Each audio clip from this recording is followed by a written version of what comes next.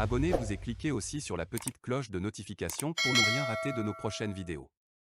N'oubliez pas de partager aussi la vidéo et de la liker. Afrique N24. Oui, monsieur BBP, Dogberuro, depuis à proposition, le conseiller de l'ANC. Bon, c'est pas riposte, voilà, ma clarification, ville non. Histoire de Agbeome Kolo Blanre. Il y a un peuple à régler le 22 février 2020. Peuple à régler, il y a un vote. Qu'un dit Magblonao. Peuple à confiance que be sona Jésus-Christ Olympio vaille. Sovana Boba Kitani, Sovana Jean-Pierre Fabra. Confiance en moi. Et va se sona Agbeome le 22 février 2020. Et d'accord. Et comme du coin nyanya de be Agbeome que nous y a démenti va ya.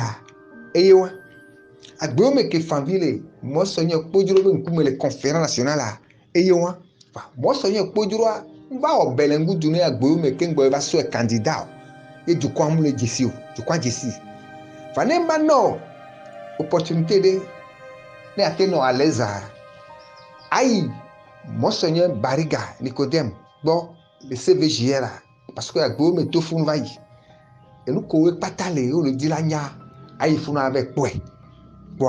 Comme l'histoire est têtue, on ne la déplace pas. Elle est là. Elle va y aller kebelero. Et vegoa elle est be ndakbeno be o avere fie yo le reconnaître be Jean-Pierre Fabre, Patrick Lawson, George Lawson, Isabelle Amegambi, allez ko le doa. Wakata ono accord que Jésus-Christ signé ono herme yo pledo. Yo le yi kakaka kengbo hove deux ici à la dernière minute avec accord à nous les non peut-être à nous les déjà avantagé yo parce que on l'a testé pour abena le kebela idoma voilà omu wedo ne niajo on va deux ici va nous que mi nya po ibena on va bana mi be yo mu le accord à TPO de Jésus-Christ de cas et be signé accord monsieur BBP grand politicien oni. Le politique qui vient nous signer accord quoi président Antori Kakwa elle a bien signé accord sans secrétaire pour le bureau donc on va nami clarification le FIEB wacha ono accord ATP parce que on est conseiller de l'ANC et soyez dia on le blon et gabe nyane le accord à me be nyemunya nyake me blon ma éclairé viré accord RPT UFC a deux volets. Il y a le volet politique et il y a le volet de réparation. Volet réparation, il y a réparé Jésus-Christ Olympio. C'est-à-dire, Watobe bien, Sylvain Olympio bien, on y Jean-Pierre Fabre pour Patrick Lawson Otoyo. Ne Jésus-Christ Olympio ho, bien, ne la dinde na, la dinde non. Va m'baye force benyo. Donc, Jésus-Christ Olympio a tata de soudou et ouais oya réparation bon Patrick Lawson et ya no attentat de soudou mais ne la dit réparation elle a eu CVJ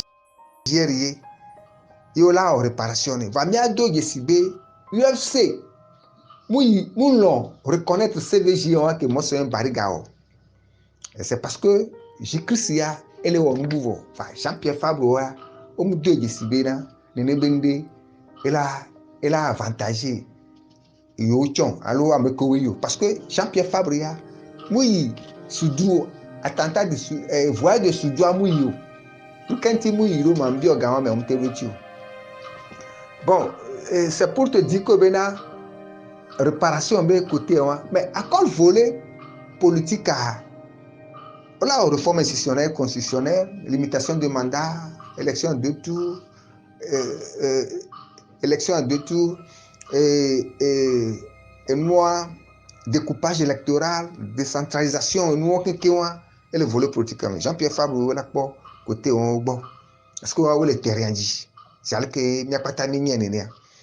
Mais voir au même moment, qu'on les accord, autre les balais signé accord APG.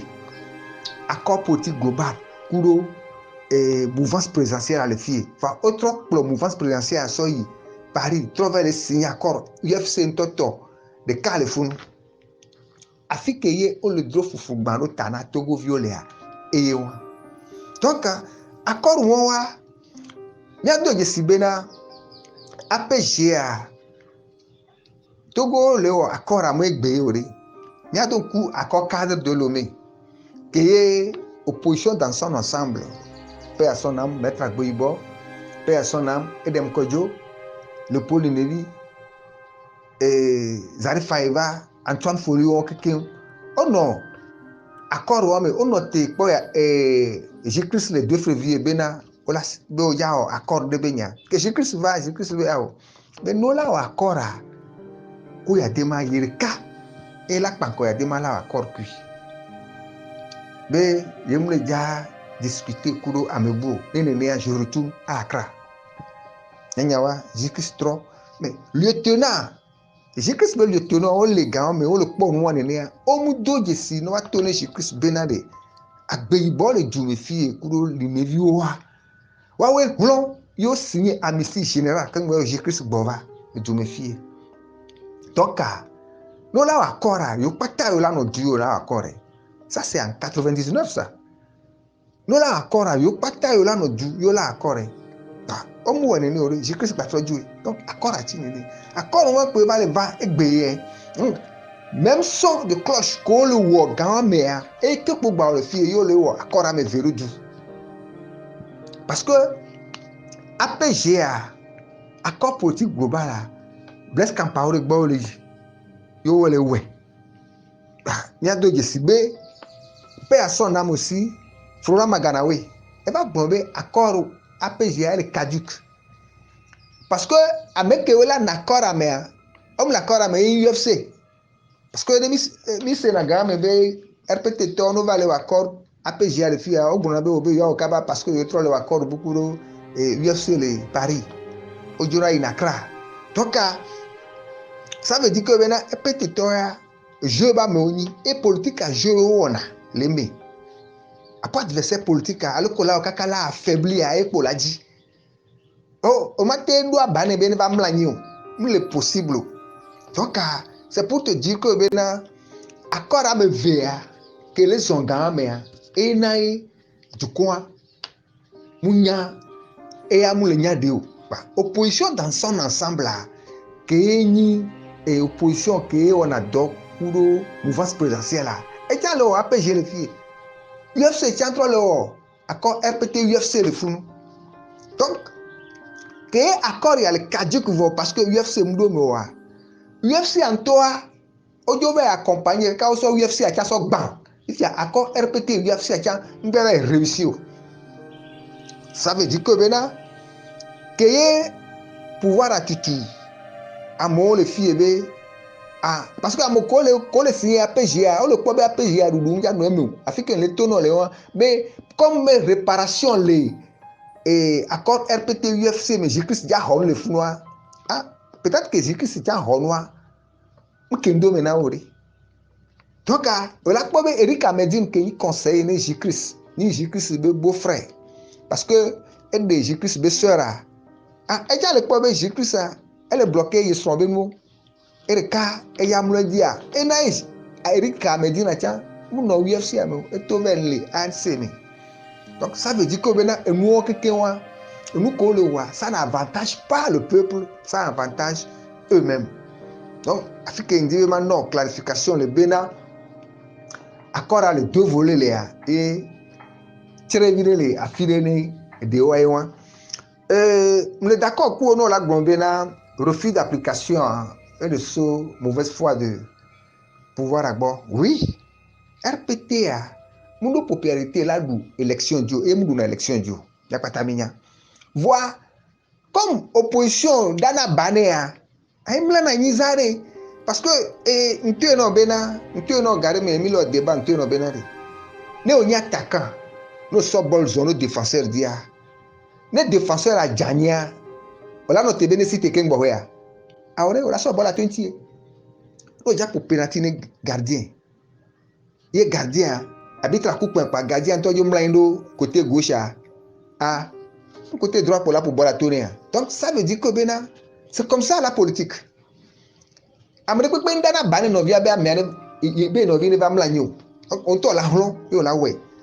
c'est pour te dire que refus de répéter qu'on a mauvaise foi. Mauvaise foi, d'accord, mais voilà, il y a aussi la stratégie. Donc, la politique a gagné. Et nous, que magba tona akboimbena, que le blombena et lieutenant de Jésus-Christ au matekplo et Jésus-Christ do bêtement. Non, mais UFC à l'époque article de 4 bolessiers. Et que il faut il y a que faux blanc et pour pas taone. Donc il y a que ben banana et lieutenant aussi. Donc il y a crack bon va pas il y a que faux blanc et pour pas taone. Bon, peut-être l'élection législative de 2007 elle va permettre oui pas tomber à vous vivre quoi. Si que ça bien quoi et tu as la vous quoi donc Afrique et doivent s'accon là et donc pour conclure maintenant bon moi nyemuni amegare keke nja démobiliser ANC benya kolo blanc non nya clarification nya mbona bena la clarification n'exclut pas la mobilisation.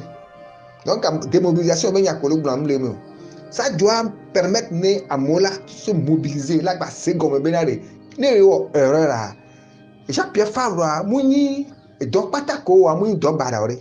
Mais dans la clarification, on voit ce qui est bon et on garde ça. Et ce qui est mauvais, on la sauve à Miadjiredo. Et bien, il y a Emile Wolfi, de Miadjirando. Bon, nous, qui les gars, Jirado, tu es beau. Mais le bon Benade. Opposition, allez. Ne on droit on no doro du parce que et du no noa et les ninuko d'abord la minura c'est le gouvernement démocratie d'abord multipartisme après et les vévéré et puis bloc contre bloc de calevo et les solides d'arrêt les RPT unir et les solides vont bloc de l'opposition et les vévéré va les kemila wero il faut une table ronde de l'entente de l'opposition agodjejo ko nya patami wa mia bo ne mia so agodjejo so ke mia nono ne mia naido plonti mia en plateforme gouvernementale de dans un programme commun mia défini nous et nous kemi le yawa kemi kwade pouvoir en place ça fon voilà no doy ba ne wa ma no me ni le gbonbe obe ola yako va ye no va d'accord avoir à me reconnaître